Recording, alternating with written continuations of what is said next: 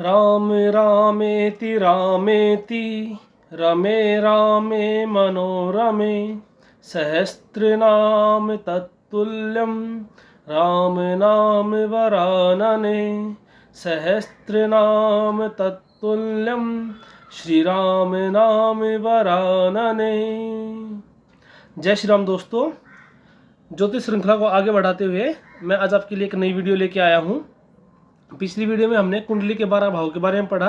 Brief में छोटा छोटा मैंने आपको बताया कि कुंडली के 12 भाव कौन कौन से होते हैं।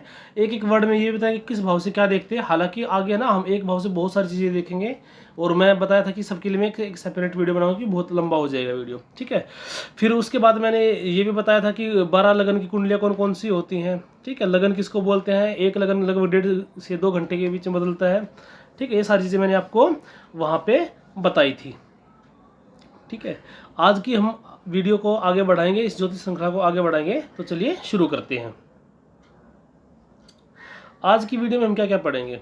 आज की वीडियो में हम पढ़ेंगे, पहला क्या है, पंच महापुरुष योग, नीच भंगराज योग, मांगलिक योग, काल सर्प योग, गजकेसरी योग और ग्रहों की दृष्टियाँ। जो ग्रह होते हैं ना, जो हमारे प्लैनेट्स हैं, 9 प्लैनेट्स, उनकी अलग अलग दृष्टियां हैं। मतलब वो अलग अलग एंगल पे देख सकते हैं, वहाँ पे उनका प्रभाव पड़ेगा। दृष्टि का मतलब क्या, जहाँ पे वो देखेंगे ना वहाँ पे उसका प्रभाव पड़ेगा, ठीक है। डिटेल में मैं आगे आपको समझा दूंगा। आगे देखिए,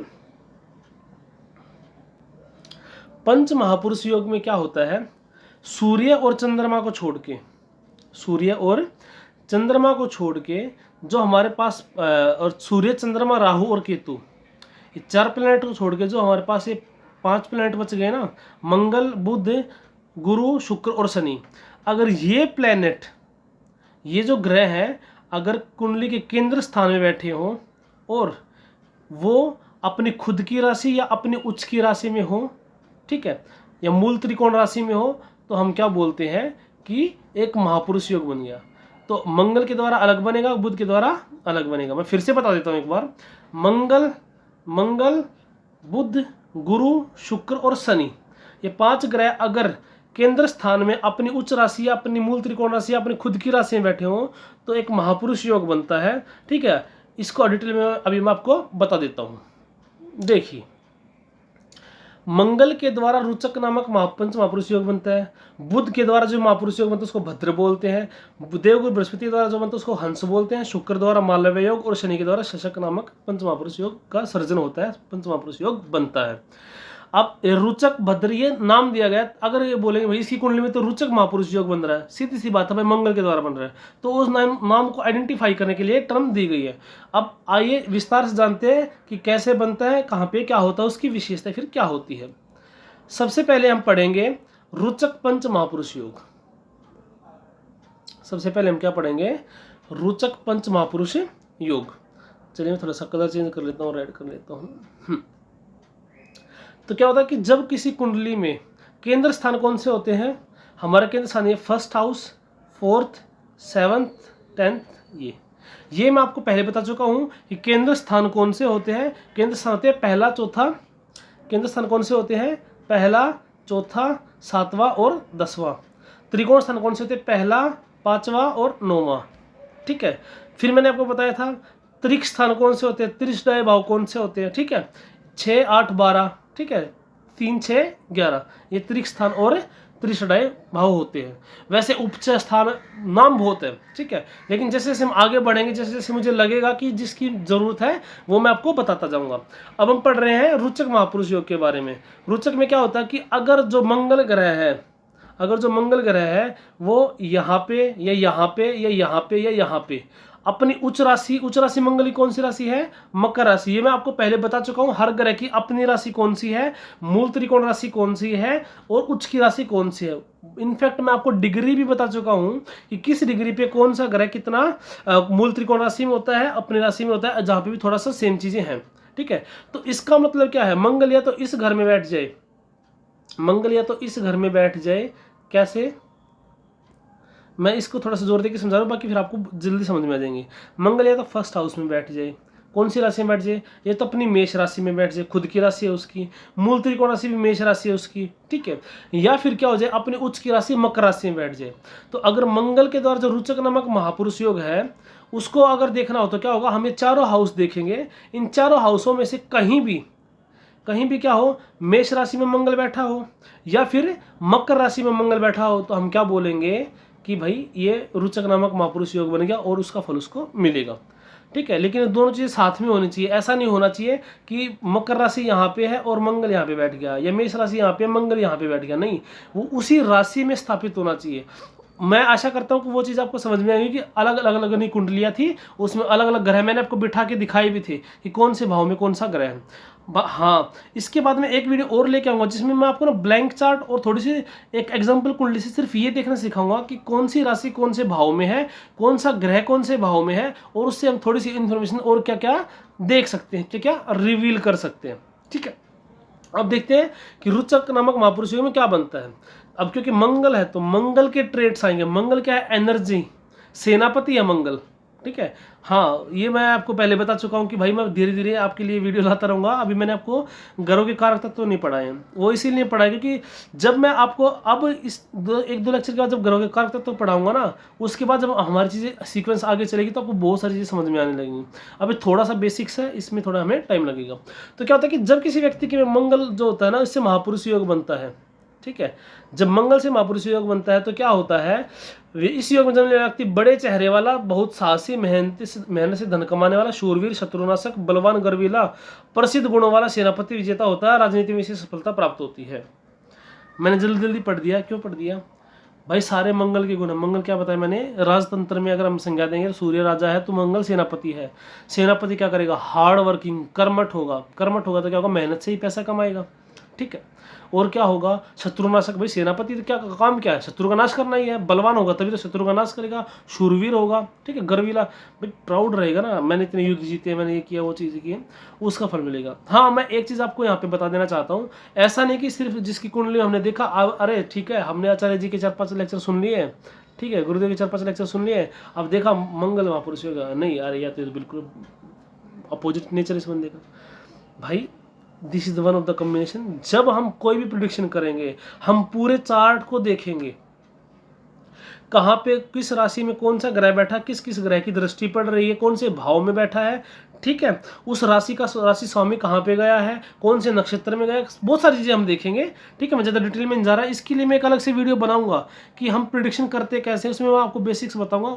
हो सकता है वो वीडियो लंबी भी हो जाए, हो सकता है छोटी भी हो जाए, वो डिपेंड करता है फिर मेरे टॉपिक के ऊपर और उसकी टॉपिक की डिमांड के ऊपर, समय की डिमांड के ऊपर, ठीक है। तो ऐसा नहीं कि सिर्फ मंगल देख लिया केंद्र में और सारी प्रोडिक्शन कर दिया, अरे तो ऐसा होगा वैसा होगा वैसा होगा, देयर में भी चांस। अब ये पंच महापुरुष योग कितना फलित होगा वो भी देखा जाएगा ना। अगर ये एफ्लिक्शन में आ गया, ये प्रताड़ित हो गया, पाप कर्तरी में गया, पाप ग्रहों से घिरा हुआ हो गया, उसके शत्रुओं से घिरा हुआ होगा, तो उतना काम नहीं कर पाएगा, ठीक है। अब एक व्यक्ति है बहुत अच्छा रनर है, लेकिन अगर आप उसको ग्राउंड की बजाय कीचड़ में दौड़ाएंगे तो क्या उतना अच्छा दौड़ पाएगा, क्या वो अपना वर्ल्ड रिकॉर्ड मेंटेन कर पाएगा जिसका वर्ल्ड रिकॉर्ड है, ठीक है। उसेन बोल्ट को अगर मैं कीचड़ में दौड़ने के लिए बोलूँगा तो क्या वो 100 मीटर उतनी देर में पार कर देगा जितना देर में वो ट्रैक पे करता है, नहीं कर पाएगा। सेम चीज़ यहाँ पे है कि कैसा इन्वायरमेंट मिलता है, कैसे उसको दोस्त मिलते हैं, आसपास पड़ोसी कैसे हैं, सब चीज़ें देख के फिर हम चीज़ें बताएंगे, ठीक है। मैंने रोचक नामक महापुरुषों को बहुत ज़्यादा टाइम लगा दिया। अब मैं उम्मीद करता हूँ कि आपको एक केंद्र का मतलब समझ में आएगा होगा। अब आगे सिर्फ क्या है, मैं आपको ग्रह बताऊंगा और उसकी विशेषता बताऊंगा। देखिए, अब है भद्र पंच महापुरुष योग। भद्र कब बनेगा, भद्र महापुरुष योग तब बनेगा भाई जब इसमें और इसमें बुध बैठ जाए, कहाँ पे, अपनी राशि में, मूल त्रिकोण राशि में या उच्च की राशि में। और कोइंसिडेंस से बुध की तीनों ही राशि कौन सी राशि है, ये कन्या राशि है। ये मैंने आपको डिग्री बताया था, कितने डिग्री तक मूल त्रिकोण रहेगी, कितने डिग्री तक खुद की रहेगी, ठीक है। हाँ, इसमें मिथुन राशि भी हम इंक्लूड करेंगे। अगर बुध मिथुन राशि में भी बैठ जाएगा तो भी हम भद्र महापुरुष योग उसको मानेंगे, ठीक है।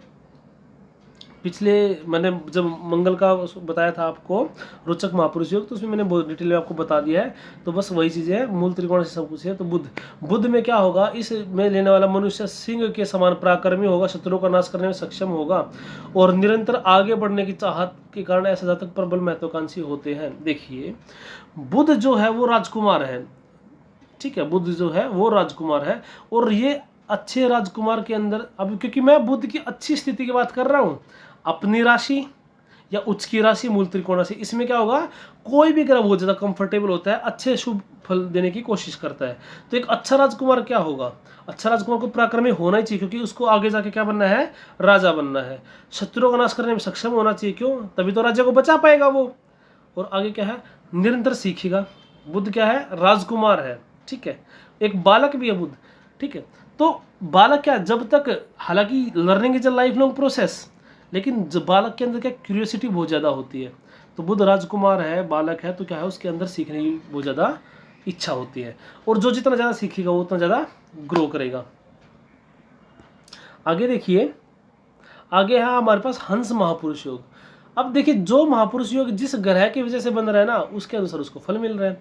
अब ये केंद्र में क्या है, गुरु बैठ जाए, है ना, गुरु ग्रह क्या केंद्र में बैठ जाए, कौन सी राशि में, अपनी खुद की राशि, अपनी खुद की राशि उसके पास 9 और 12, 9 कौन सी, धनु, 12 मीन है, उसमें बैठ जाए। और उच्च की राशि कौन सी है, कर्क राशि जो है वो उसकी उच्च की राशि है। तो इन चारों घरों में से, ठीक है, तो क्या होगा, इन चारों घरों में से किसी में भी वो जो दोनों कंडीशन है, ऐसे कोई भी कंडीशन सेटिस्फाई कर देगा। मूल त्रिकोण राशि धनु ही है, तो या धनु राशि में बैठ जाए, मीन राशि में बैठ जाए या फिर कर्क राशि में बैठ जाए, तो हंस नामक महापुरुष योग बनेगा। इसमें क्या होगा, इस योग में जन्मा व्यक्ति सज्जनों द्वारा प्रशंसित, सज्जनों द्वारा, क्यों, गुरु का नेचर क्या है, ज्ञान, तो ज्ञान की प्रशंसा जो है वो कभी भी दुर्जन नहीं करता, सज्जन व्यक्ति को ही ज्ञान की कदर होती है। तो इसलिए वो क्या होगा, सज्जनों के द्वारा ही प्रशंसा पाएगा। राजा, हाथ पैर में शंख, कमल, मत्स्य, अंकुश के निशानों वाला। देखिए अब मैं फिर से वही कहूँगा, मैंडेटरी कंडीशन नहीं, लेकिन हो सकता है कि उसके हाथ पैर में ऐसे निशान हो। अगर आपको किसी के हाथ पैर में ऐसे निशान दिखे तो बहुत ज़्यादा संभावना है कि उसके केंद्र में जो है हंस महापुरुष योग बन रहा होगा, ठीक है, शुभ लक्षणों से युक्त वाला। अब लक्षणों के लिए एक पूरा अलग विज्ञान है, कहाँ पे तिल होता है, कहाँ पे कैसी रेखाएं होती है, ठीक है, अंगूठा का साइज मोटा होगा, पतला होगा, क्या होगा, चंद्रमा बना होगा, नहीं बना होगा, ये सारे लक्षण होते हैं। और सबसे इंपॉर्टेंट बात, धार्मिक प्रवृत्ति का होता है, क्योंकि गुरु क्या है, गुरु काम ही धर्म का है, ठीक है। उससे आगे देखिए, अब हम पढ़ेंगे शुक्र से बनने वाला महापुरुष योग, मालव्य बोलते हैं इसको, ठीक है। कंडीशन सेम वही है, फिर से कंडीशन क्या है, फिर से वही है सेम, क्या, यहाँ पे, यहाँ पे, यहाँ पे और यहाँ पे। शुक्र अपनी दूसरी राशि तुला राशि, सॉरी दूसरी राशि वृष राशि और 7वीं राशि तुला राशि, ठीक है। इसमें होगा मूल त्रिकोण राशि तुला राशि और उच्च की राशि शुक्र की कौन सी है, उच्च की राशि जो है उसकी मीन राशि है 12वें नंबर पे, ठीक है, 6ठे नंबर पे वो 19 का हो जाता है। तो अगर शुक्र राशि होगा तो शुक्र क्या है, धन का भी कारक है, शुक्र क्या है, धन का भी कारक है और मंत्री भी है। शुक्र क्या है, राजतंत्र में मंत्री भी है। तो ऐसे योग में जो व्यक्ति जन्म लेगा क्या होगा, धैर्यशाली। देखिए मंत्री मंत्रणा करते हैं, उनके लिए धैर्य बहुत जरूरी चीज़ भी है, क्योंकि अगर आप एग्रेसिव में सारे डिसीजन लेंगे तो आप राजा को गलत ही गाइड कर पाएंगे, ठीक है, क्योंकि मंत्रियों के हाथ में राज्य की बागडोर होती है, राजा की बराबरी होती है, क्योंकि मंत्रियों से सलाह मशवरा करके ही राजा निर्णय ले पाता है। और कई बार आपने देखा भी होगा, जब हम किसी सिचुएशन में फंसे हुए होते हैं, अगर हमारे दोस्त अच्छे हैं, हमें अच्छे सलाह मिलती है तो हम उस सिचुएशन से उभर जाते हैं। लेकिन दोस्त ऐसे हैं कि अरे ये कर देंगे, वो कर देंगे, आपको डबल फंसा देंगे। तो मंत्री भी तो कर सकते हैं ना, मंत्री साथ भी अटैक किया, महाराज अटैक करो, आक्रमण का जवाब आक्रमण से, ईंट का जवाब पत्थर से, हिम्मत कैसे होगी उसकी ये करने की, सब कुछ है ना। तो मंत्री को धैर्यशाली होना ही चाहिए, वरना क्या होगा, बहुत जल्दी विनाश हो जाएगा, ठीक है। रामायण में एक चौपाई भी है, गुरु वैद्य और मंत्री, ठीक है, प्रिय बोले भय आस, ठीक है। तो राज का क्या है, हमें जल्दी ना समझ लेना चाहिए। गुरु वैद्य और मंत्री अगर ये भय के कारण क्या है प्रिय बोलेंगे तो क्या होगा, आप समझ लीजिए जल्दी ही नाश हो जाएगा, ठीक है। धनी क्या बताया ना, पैसे का कारक है, धनी संतान और पत्नी के सुख से युक्त होगा, उन्नतिशील होगा, आर्थिक स्तर वाला होगा, प्रसिद्ध होगा, प्रसन्नतादायक व्यक्ति होगा, ठीक है। शुक्र लग्जरियस का कारक भी है, ठीक है। वैसे प्रसन्नता हम चंद्रमा से देखते हैं कि प्रसन्न चंद्रमा मन का कारक है, तो मन से देखेंगे। ये आपको धीरे धीरे जब समझ में आएगा, जब मैं हर एक ग्रह का कारक बता दूंगा ना, तब आपको समझ में आएगा कि हाँ मैंने इस चीज़ को कैसे लिंक किया। अभी क्या सिर्फ आपके मन में मैं सीड डाल रहा हूँ, जब बाद में फिर वो चीज़ें बताऊंगा ना, तो मैं फिर से आपको चीज़ें रिपीट करूँगा, तो आपको एकदम से क्लिक हो जाएगा ऐसे, ठीक है। आगे देखिए शनि के द्वारा महापुरुष योग क्या बनता है। शनि के द्वारा शशक नामक महापुरुष योग बनता है। फिर से वही बात है, यहाँ पे यहाँ पे यहाँ पे यहाँ पे केंद्र में क्या होगा, केंद्र में अगर शनि की राशि कौन सी, 10वीं और 11वीं, मकर और कुंभ। मूल त्रिकोण राशि कौन सी है शनि की, कुंभ राशि जो है शनि की मूल त्रिकोण राशि, ठीक है। उच्च की राशि जो तुला राशि है उच्च की, तो वहाँ पे अगर होगा तो शशक नामक महापुरुष योग बनेगा। यहाँ पे क्या होगा, ऐसा व्यक्ति जो होगा इस योग में जन्म व्यक्ति जीवन भर अधीनस्थ व्यक्तियों का सुख मिलता है। स्वयं नगर अध्यक्ष, प्रसिद्ध नेता, राजा तुल्य ऐश्वर्य प्राप्त करने के दाव पे कुशलता रखता है, ठीक है। तो ये सारे जो गुण है ये शशक महापुरुष योग में जन्म व्यक्ति को मिलेंगे आपको, ठीक है। मैं फिर से कह रहा हूँ कि सिर्फ ये कंडीशन सफिशिएंट नहीं है, बहुत सारी चीज़ें देखनी पड़ेंगी। तो अभी सिर्फ आप कॉन्सेप्ट को सीखते जाइए, फिर जब सारे कॉन्सेप्ट हमें बेसिक हो जाएंगे तब हम एक साथ उसको ब्लेंड करेंगे, उसको मिलाएंगे, तब हमें क्या मिलेगा, रिजल्ट मिलेगा, ठीक है। तब हम अगर आप आधे अधूरे ज्ञान से, बिल्कुल छिछले ज्ञान से प्रेडिक्शन करने जाएंगे तो क्या होगा, ज्योतिष से आपका और दूसरों का भरोसा उठ जाएगा, ठीक है। इतनी डाइवर्सिटी है हमारे इस यूनिवर्स के अंदर। ऐसा नहीं कि सिर्फ 5-4 सूत्रों में ज्योतिष बन जाएगा, ठीक है, ये हो गया ऐसे जन्म व्यक्ति, 8 करोड़ लोग ऐसे हो जाएंगे, 20 करोड़ लोग ऐसे हो जाएंगे, 100 करोड़ लोग ऐसे हो जाएंगे, नहीं भाई, ठीक है। तो हम पेशेंस रखेंगे, संयम सबसे पहली चीज़ है। कोई भी चीज़ सीखते हैं तो टाइम लगता है भाई, है ना। एक डी ग्रुप की नौकरी प्राप्त करने के लिए भी हमें 10th क्लास तक तो हमें पढ़ना पड़ता है, और अच्छे से पढ़ना पड़ता है। आजकल तो भाई बहुत मुश्किल है, गवर्नमेंट जॉब लेना बहुत मुश्किल है। लेकिन आप ये देखिए, उस 20-30 हज़ार की नौकरी को प्राप्त करने के लिए भी आप 12-15 साल कितनी मेहनत करेंगे, कितने कॉन्सेप्ट सीखेंगे। ऐसा नहीं है कि जिस दिन से आपने ABCD सीखना शुरू कर दिया था उसी दिन से आप साहित्य लिखने लग गए थे कि ABCD से तो बनता है। ऐसे ज्योतिष में भी क्या है, यही 12 राशि है, यही 12 भाव है, यही 9 ग्रह है, इसी से सब कुछ होगा शुरू से लेकर आखिर तक। लेकिन वही नहीं होगा ना, वही साइंटिफिक को 10th क्लास में आएगा, फिर आगे जाकर कैलकुलस कितना हो जाता है। तो वही ABCD स्टार्टिंग में, वही ABCD से पूरी दुनिया में नॉलेज है, ऐसा नहीं होगा, ठीक है। धीरे धीरे से हमारा स्तर बढ़ता जाएगा, हम आगे चीज़ें सीखते जाएंगे। आगे देखिए, आगे है मांगलिक दोष। बिल्कुल ब्रीफ में चर्चा करूंगा मैं, बिल्कुल संक्षिप्त में, और ज़्यादा इफ बट में नहीं जाऊंगा, ऐसा होगा वैसा होगा नहीं। सिर्फ आप ये समझिए कि मांगलिक दोष किसको बोलेंगे, कि मांगलिक दोष कब लगता है, मांगलिक योग भी कह सकते हैं हम इसको। वो क्या है कि जब कुंडली में ये पहला भाव पे 1, 4, 7, 8 और 12, वैसे मैंने लिख भी दिया है, ठीक है। चलो पूरी काउंटिंग कर देता हूँ, 2, 3, 4, 5, 6, 7, 8, 9, 10, 11 और 12। तो भाई जब भी कुंडली में क्या होगा, 1, 4, 7, 8 और 12, इस भाव में अगर मंगल स्थापित होगा, राशि मैटर नहीं करती, राशि मैटर नहीं करती, ठीक है, तो मांगलिक दोष माना जाता है। अब देखिए, मैं क्यों कह रहा था कि बिल्कुल संक्षिप्त में बताऊं, कोई इफ बट नहीं होगा। नॉर्मली माना जाता है कि 28 साल के बाद मांगलिक दोष खत्म हो जाता है, ठीक है। मंगल क्या है, ऊर्जा है, एग्रेशन है, ठीक है। तो एक मत ये है कि अगर मांगलिक व्यक्ति का विवाह गैर मांगलिक व्यक्ति से करवा दिया जाता है तो उनकी जो ऊर्जाएं हैं वो अलग अलग हो जाएंगी, ठीक है। वो ऊर्जाएं सब प्रकार की हैं, और मोस्टली विवाह में जो ऊर्जा होती है, ठीक है, वो वासना, काम वासना आप कह सकते हो, तो उससे भी थोड़ा सा संबंध होता है। अब बहुत सारे इसके वो भी है, परिहार भी है। कुछ ज्योतिषी मानते हैं कि इसका कोई परिहार नहीं है, मांगलिक व्यक्ति की शादी मांगलिक व्यक्ति से ही होनी चाहिए। कुछ व्यक्ति क्या मानते हैं कि नहीं, इसके कुछ उपाय करने से चीज़ें हो जाती हैं। कुछ व्यक्ति कुंडली से उपाय मान लेते हैं कि अगर केंद्र में देवगुरु बृहस्पति विद्यमान है तो भी मांगलिक दोष नहीं लगता, या सप्तम भाव में मेष राशि में मंगल है तो भी मांगलिक दोष नहीं लगता। ऐसे मत है, ठीक है। मैं इसमें ना पॉजिटिव हूँ ना नेगेटिव हूँ, मैंने आपको मत बता दिया है, ठीक है। सिर्फ एक इंट्रोडक्शन है ये, ऐसा बाद में हमारे आगे जब हम जाएंगे तो ये मांगलिक दोष, ये टर्म्स हैं, ये हमारे ज़्यादा काम की नहीं रह जाएंगे, क्योंकि जब हम डिटेल में पढ़ेंगे तो सिर्फ एक मंगल को नहीं देखेंगे ना, हम तो सारे ग्रह को देखेंगे, सब सारी स्थिति देखेंगे, उसके बाद निर्णय लेंगे, ठीक है। एक मत ये भी है कि 12वें घर में जो होता है ना मंगल होता है तो उसको आंशिक मांगलिक बोला जाता है, कि आंशिक मतलब कम मंगल है, इसमें इतना प्रभाव नहीं है। तो कुछ विद्वानों का मत ये भी कि अगर 12वें भाव में मंगल है तो आप विवाह कर सकते हैं गैर मांगलिक व्यक्ति से। वो आपका सबका अलग अलग मत है, बस मैंने आपको बता दिया कि ऐसा भी प्रचलन में है, कि कहीं आप कहीं से सुन लो फिर बोलो ये आचार्य जी ने बताया नहीं है, ठीक है। इसके लिए आपकी ज्ञान के लिए मैंने आपको बता दिया है। हाँ, इतना जरूर मैं कहना चाहूँगा आपसे कि जितना इसका बवंडर बनाया गया है ना भोकाल, अरे मांगलिक ये हो जाएगा वो हो जाएगा मांगलिक, भाई आप ये देखिए 7 ग्रहों में से 5 ग्रहों में मंगल होने पर मांगलिक हो जाता आदमी, ठीक है। और कई बार अगर हम चंद्र कुंडली से देखते तो अगर लगन कुंडली से नहीं तो बनता, चंद्र कुंडली से बन जाता है। और चंद्र कुंडली भी उतनी ही महत्वपूर्ण है जितनी लगन कुंडली है, ठीक है। तो इसमें कोई परेशान होने वाली बात नहीं है कि अरे हमें मांगलिक लड़का नहीं मिल रहा, मांगलिक लड़की नहीं मिल रही, भाई बहुत मिल जाएंगी, ठीक है। जब हम कुंडली के अकॉर्डिंग जाएंगे तो संभावनाएं बहुत हैं, लगभग लगभग बराबर सी है। क्यों कहा मैंने बराबर सी है? कि भाई लगन कुंडली से नहीं मिला, चंद्र कुंडली से बन सकता है, ठीक है। अगर मान के चलो अभी कि यहाँ पे 3रे भाव में चंद्रमा है, यहाँ पे चंद्रमा है, ठीक है।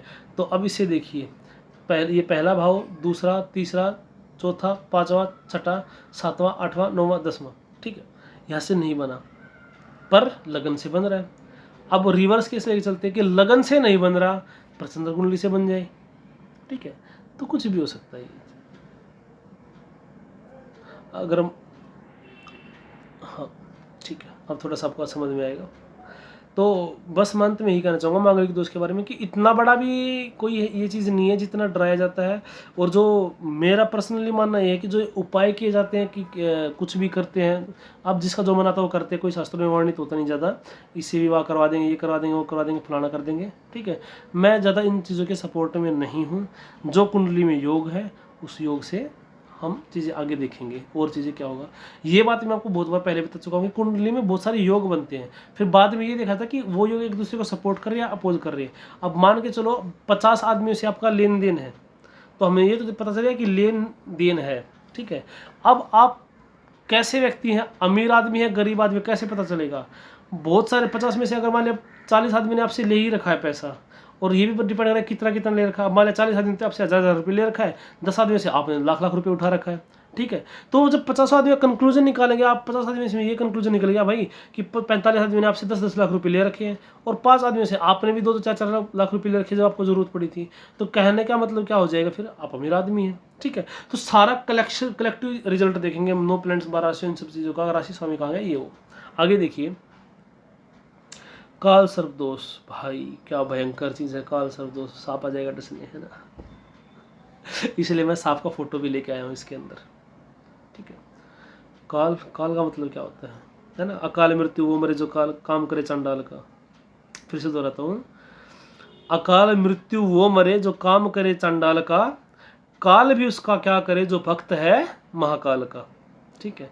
काल सर्प दोष ऐसा माना जाता है, ठीक है, कि राहु और केतु की एक्सिस के अंदर अगर ये सारे प्लेनेट आ जाते हैं, मतलब देखिए चलो एग्जांपल से समझाता हूँ सीधा मैं आपको। यहाँ पे राहु और यहाँ पे केतु है, ठीक है।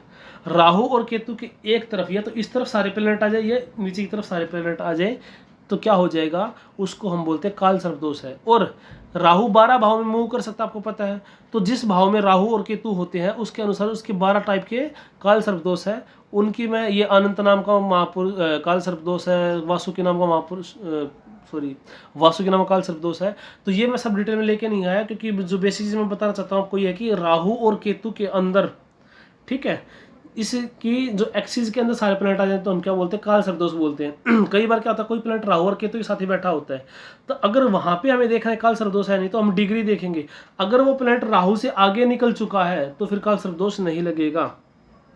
अब काल सर्प दोष के नाम पे आपके से बहुत सारे उपाय, सारी चीजें करवाई जाती है, मंत्र जाप करवाया जाता है, सबका अपना महत्व है। मंत्र जाप में मैं बिल्कुल भी मना नहीं करता कि निष्फल होता है, पर मंत्र जाप की कंडीशन होती है, ठीक है।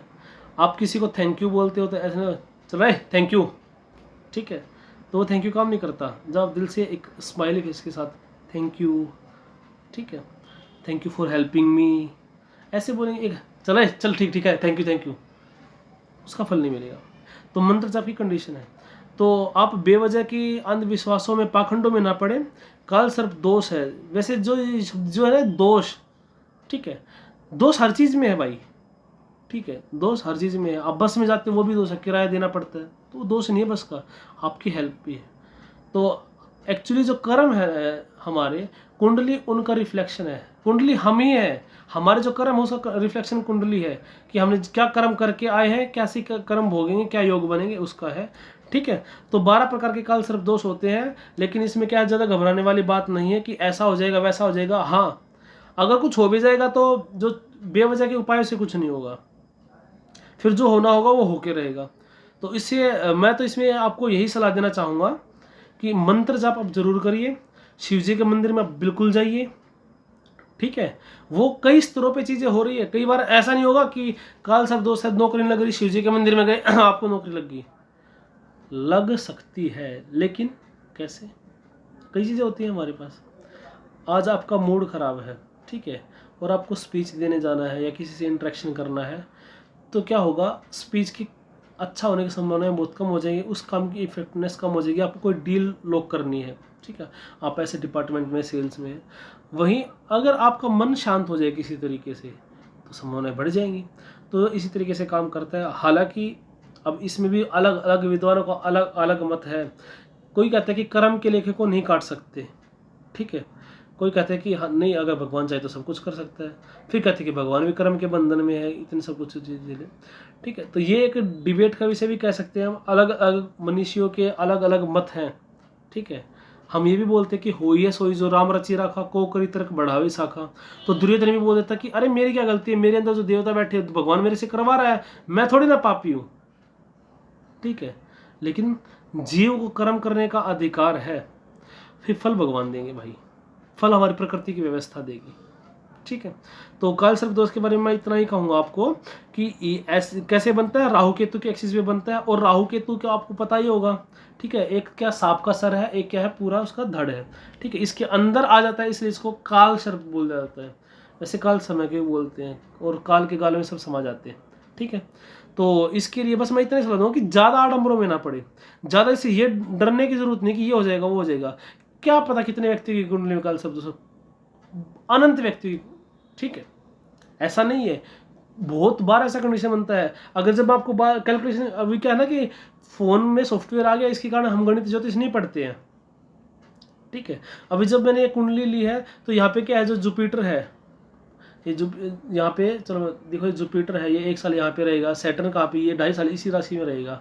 ठीक है, ये जो है मान लिया सन जो घूम के आ जाएगा, तो क्या जगह 1 साल के अंदर फिर से ये कम्बिनेशन बन जाएगा, ये सारी चीज़ें इधर इकट्ठी हो जाएंगी।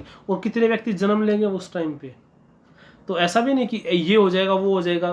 वहाँ पे कुछ कुछ बातें ग्रंथों में काव्यात्मक है, उनका शाब्दिक अर्थ वही नहीं है, लिटरली मीनिंग लेने की जरूरत नहीं है।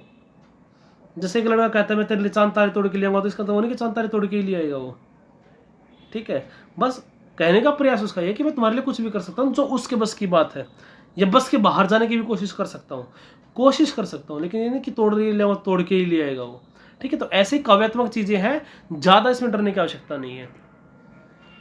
अगर आपको काल सर्प के ऊपर एक स्पेशल वीडियो चाहिए, 12 टाइप के काल सर्प दोष कौन से होते हैं, उनका निवारण क्या होता है, उनका उपाय क्या होता है, परिहार क्या होता है, जो मेरी नज़र में उचित है, जो थोड़ी सी मैं रिसर्च मैंने करी है या और करूंगा, फिर अगर मैं आप अगर चाहेंगे तो मैं इसके ऊपर एक अलग सी वीडियो बना के लेके आऊँगा। अब देखिए, गज केसरी योग। गज किसको बोला जाता है, हाथी को, और केसरी शेर को। अब देखिए, हाथी और शेर का कॉम्बिनेशन क्या गजब की बात है। हाथी शरीर विशाल का ये है ना, शेर स्ट्रेंथ, मतलब दोनों तरीके से हाइक पे, पीक। अब देखिए बताता हूँ मैं क्या होता है गज केसरी योग, फिर आगे इसके बारे में थोड़ा सा और डिस्कस करेंगे। गुरु और चंद्रमा जब किसी राशि में एक साथ बैठे हैं, या फिर गुरु जिस राशि में होते हैं उससे 4थे 7वें और 10वें घर में चंद्रमा होते हैं, तो गज केसरी योग बनता है। मैं उम्मीद करता हूँ आपको इस बात से समझ में आ जाना चाहिए, लेकिन बिल्कुल आपके लिए मैं चार्ट लेके आया हूँ, पिक्टोरियल रिप्रेजेंटेशन है। थोड़ा सा बता देता हूँ कि गुरु और चंद्रमा जो ग्रह है हमारे पास ज्योतिष में, उसमें क्या है कि अगर वो या तो किसी राशि में एक साथ बैठ जाए, हमें राशि से मतलब ही नहीं है, बस गुरु और चंद्रमा को देखेंगे कुंडली के अंदर, या तो वो एक साथ बैठ जाए, या फिर जहाँ पे गुरु बैठे हैं ना, वहाँ से काउंट करेंगे हम 1 2 3 4 चौथे स्थान पे चंद्रमा हो, 7वें स्थान पे चंद्रमा हो, या 10वें स्थान पे चंद्रमा हो, तो क्या बोलते हैं, गज केसरी योग बोलते हैं। हालांकि इसमें मैं थोड़ा सा डाउटफुल हूँ, ठीक है। वो क्या है कि बहुत सारे व्यक्ति ये मानते हैं कि जब केंद्र में ये योग बनता है तो बहुत ज़्यादा स्ट्रोंग होता है, जो भी शुभ ग्रह है वो केंद्र में बहुत अच्छा फल देते हैं, जो क्रूर ग्रह है वो 6, 8, 12 इनमें बहुत अच्छा फल देते हैं, ठीक है, दुख वाले स्थानों में, इन चीज़ों में। लेकिन ऐसा भी हो सकता है कि जैसे मान लिया गुरु जो तीसरे घर में, चलो मैं आगे पिक्चर इसे समझाता हूँ।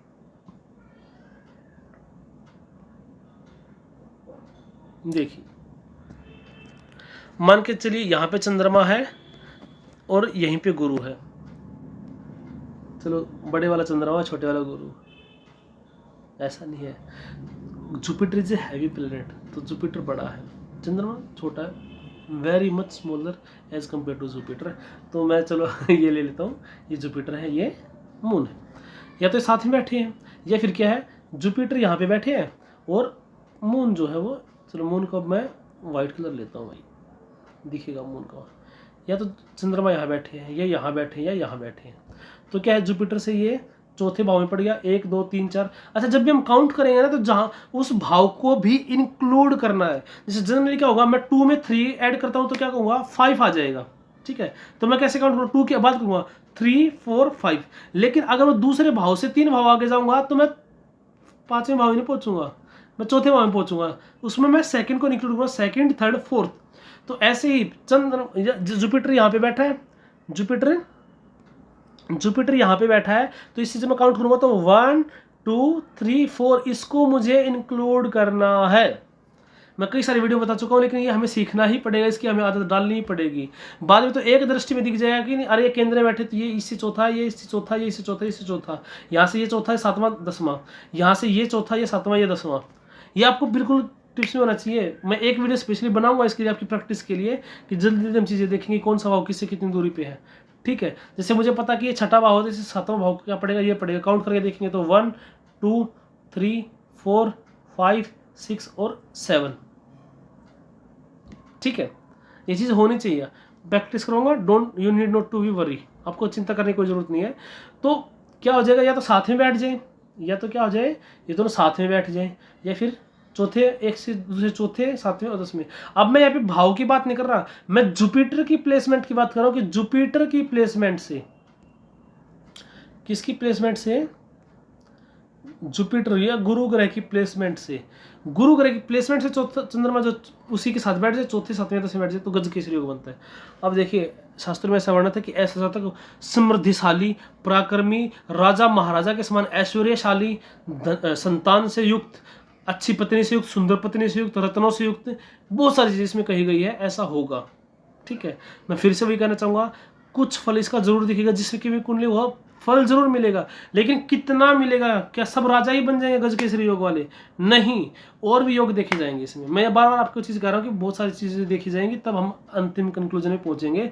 लेकिन हाँ, अगर किसी कुंडली में गजकेसरी योग दिख जाता तो ये है कि चांसेस बहुत हाई हो जाते हैं कि हाँ भाई चीज़ें होंगी, ठीक है। आगे देखिए, ग्रहों की दृष्टियाँ आज मैं ब्रीफ में बताऊंगा, फिर जब प्रैक्टिस करवाऊंगा ना कल, तब थोड़ा सा आपको और समझ में आएगा। अगली वीडियो में मतलब आपको इसकी प्रैक्टिस करूंगा। ग्रहों की दृष्टियों का मतलब क्या है कि जहाँ पे भी ग्रह अलग अलग एंगल पे देखते हैं, जैसे मैं हूँ, मैं मेरे सामने देखता हूँ मैं, ठीक है। एक क्लास के अंदर एक टीचर होता है, ठीक है, वो जिधर भी देखता है उधर के बच्चे शांत हो जाते हैं, उसको देख रहा है, टीचर देख रहा है, ठीक है। टीचर ने जैसे बोर्ड की तरफ मुंह किया, बच्चे फिर से बोलना शुरू कर देते हैं, क्योंकि वहाँ पे उसकी दृष्टि नहीं जा रही। तो दृष्टि का मेरा मतलब यहाँ से प्रभाव से, इसको लिटरल ना लीजिए, बस मैं आपको समझाने की कोशिश कर रहा हूँ एक उदाहरण के थ्रू। तो ग्रहों की दृष्टियाँ होती है, और जहाँ पे उनकी दृष्टि पड़ेगी ना, वहाँ पे क्या होगा, वहाँ पे भी उनका उतना ही प्रभाव होगा। जो ये दृष्टि मैंने लिखी है, ये क्या है, इनका 100% प्रभाव वाली है। कुछ क्या मानते हैं कि चौथी दृष्टि भी सब ग्रहों की होती है, लेकिन उसमें क्या होता है, अगर मंगल के अलावा और ग्रहों की चौथी दृष्टि लेंगे तो वो सिर्फ 25% फर्क करेगी। 8वीं दृष्टि भी 25% फर्क करती है, प्रभाव डालती है। ऐसा नहीं कि सिर्फ मंगल के पास 34 8वीं दृष्टि है, सब ग्रहों के पास है, लेकिन उसका प्रभाव बहुत कम होता है। और उसको तो हम भाई जब लेंगे, जब लाइफ और डेथ का सवाल होता है ना, तब हम ऐसी चीज़ें करते हैं कि हर एक चीज़ से, हर एंगल से मतलब उसको लिया जाए। बाकी ये चीज़ें क्या करती है, कई बार कॉम्प्लेक्स भी कर देती है बहुत बार चीज़ें, ठीक है। और जो डिफरेंस आता है ना प्रिडिक्शन में, वो इसलिए भी आता है कि हम चौथी 8वीं दृष्टि को हर ग्रह की नहीं लेते। तो अगर आपको बिल्कुल करना है तो इसके लिए तो भाई सालों बीत जाते हैं, उम्र बीत जाती है फिर इतना मास्टरी करने में। लेकिन अगर हम सिर्फ जो ये दृष्टि है ना, अगर ये भी हम सीख लेंगे, सिर्फ ये दृष्टि भी अगर हम सीख लेंगे ना, तो भी क्या हो जाएगा, बहुत फ्रूटफुल हमारे पास ये हो जाएगा, हम बहुत हद तक बहुत सारी चीज़ें कर पाएंगे अगर हमने ये दृष्टियाँ भी सीख ली तो चलिए शुरुआत करते हैं सन से। अब मैंने बताया सातवीं दृष्टि। अब सातवीं दृष्टि का मतलब क्या है कि जहाँ पे भी प्लेनेट लोकेटेड है, जहाँ पे भी सूर्य देव बैठे हैं, वहाँ से हम 7 घर गिनेंगे, 7 हाउस गिनेंगे। और कैसे गिनेंगे ये मैंने आपको अभी बता भी दिया था, ठीक है। सन थोड़ा सा येलोइश होता है, ऑरेंज होता है, हम येलो ले लेते हैं। सूर्य देव बैठे हैं यहाँ पे। अब जिस घर में ये बैठे हैं, यहाँ पे बैठे हैं, यहाँ पे तो प्रभाव डालेंगे डालेंगे। अब जिसकी इनकी जहाँ पे सातवीं दृष्टि होगी ना, वहाँ पे भी ये प्रभाव डालेंगे, उतना ही डालेंगे, 100% के आसपास कोशिश करेंगे। बाकी बहुत सारी चीज़ें होती हैं। तो देखिए दृष्टि अब क्या करेंगे, अब मैं आपको काउंट करवाता हूँ, ठीक है। अब सातवीं दृष्टि कहाँ होगी? वैसे अगर मैं आपको डायरेक्टली बताऊँ ना तो सातवीं दृष्टि यहाँ होगी, लेकिन कैसे है, हाउसेज हैं। अब देखिए यहाँ पे आएगा क्या, चलिए मैं करता हूँ 1 2 3 4 5 6 और 7। तो सूर्य की सातवीं दृष्टि, सूर्य की एक ही दृष्टि है, सातवीं दृष्टि से प्रभाव डालेंगे। अब अगर बाय चांस मान के देखिए इसकी सूर्यदेव यहाँ होने की बजाय, सूर्यदेव जो है यहाँ होने की बजाय सूर्यदेव होते हमारे यहाँ पर, तो क्या होता? अब कैसे काउंट करूँगा मैं? तो वही तरीका है भाई, सातवीं दृष्टि इसकी कैसे होगी। वैसे जब आप देखेंगे ना, जब थोड़ी सी प्रैक्टिस करेंगे, वैसे मैं सोच रहा हूँ अगली वीडियो थोड़ी सी प्रैक्टिस के लिए आने के लिए आपको पता चल जाएगा सीधा, ये आमने सामने होते हैं बिल्कुल। ये जैसे देखो इसकी फर्स्ट का 7, ये इसका 7th हाउस, ये इसका 7th हाउस, ये इसका 7th हाउस, ये इसका 7th हाउस मैं बता चुका हूँ, 6 का ये, ठीक है। 7th का फिर अपोजिट हो जाएगा, 8th का अपोजिट हो जाएगा, फिर अपोजिट चलते जाएंगे, ठीक है। तो जब आप करेंगे प्रैक्टिस तो आपको और अच्छे से समझ में आ जाएगा। तो इसका 7th हाउस ये होगा। फिर भी मैं आपको एक बार और गिन के दिखा देता हूँ, फिर बार बार मैं ऐसा करके नहीं दिखा पाऊंगा आपको क्योंकि वीडियो बहुत लंबा हो जाएगा। 1 2 3 4 5 6 और 7, ठीक है। तो अगर आप बिल्कुल मैथ्स के तरीके समझना चाहते हैं तो जो आपका जिस भाव में बैठा है, ध्यान से सुनिएगा। अब राशि से यहाँ पे हमें कोई मतलब नहीं है फिलहाल, जिस भाव में बैठा है, भाव हमेशा यही फिक्स रहेंगे जो आपको दिख रहे हैं ना, फर्स्ट हाउस सेकंड हाउस जो ये लिखा हुआ है ना, यहाँ भाव हमेशा फर्स्ट हाउस हमेशा फर्स्ट हाउस रहेगा, पहला भाव हमेशा पहला भाव रहेगा, लगन भाव ही रहेगा। तो जिस भाव में ग्रह बैठा है ना, उस भाव की संख्या को 6 ऐड कर देंगे तो वो संख्या वाला उसका 7वां हो जाएगा।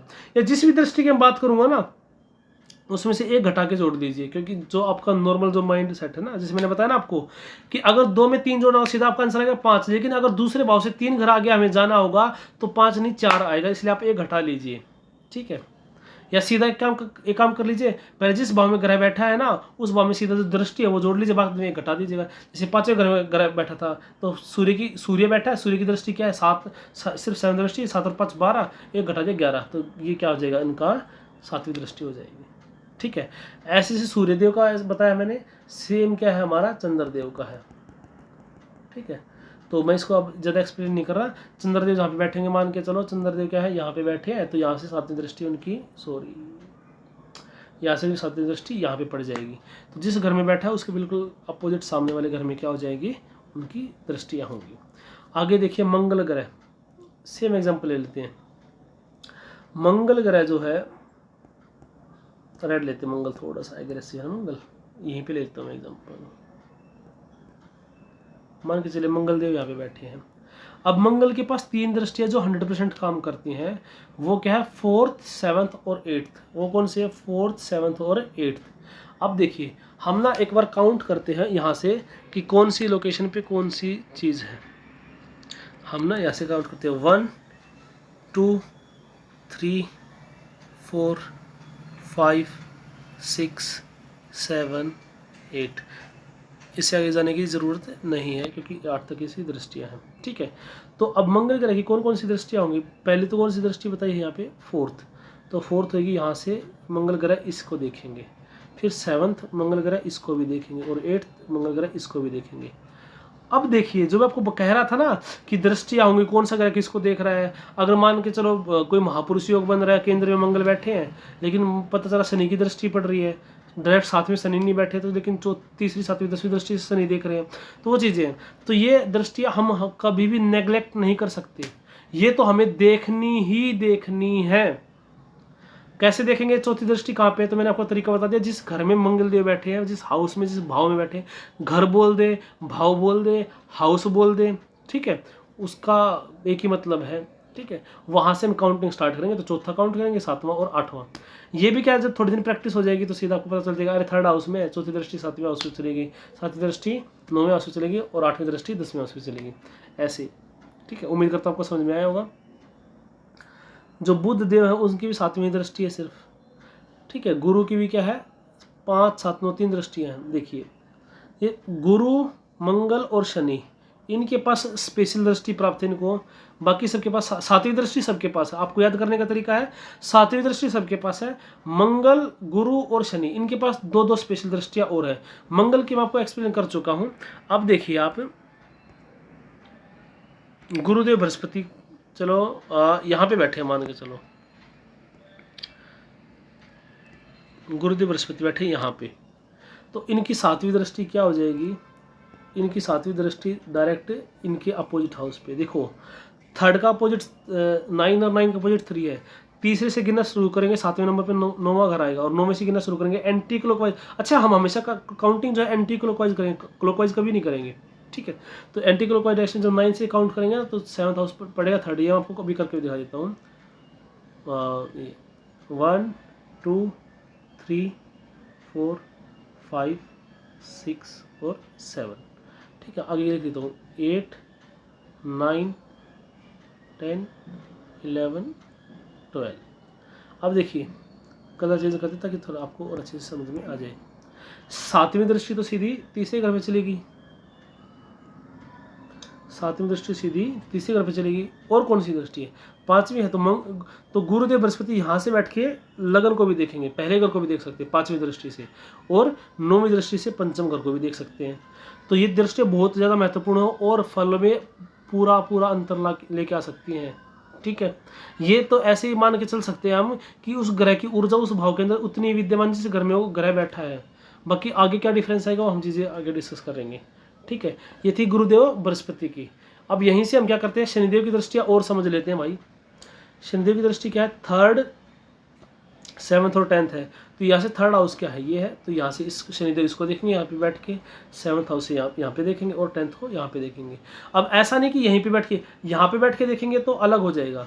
अगर शनि देव यहाँ पे बैठ जाएंगे तो अलग चीज़ें हो जाएंगी। फिर यहाँ से काउंटिंग स्टार्ट करेंगे 1 2 3, फिर यहाँ से बैठ के तीसरी दृष्टि से वो इसको देखेंगे, 7वीं दृष्टि से फिर वो इसको देखेंगे, 10वीं दृष्टि से फिर वो इसको देखेंगे।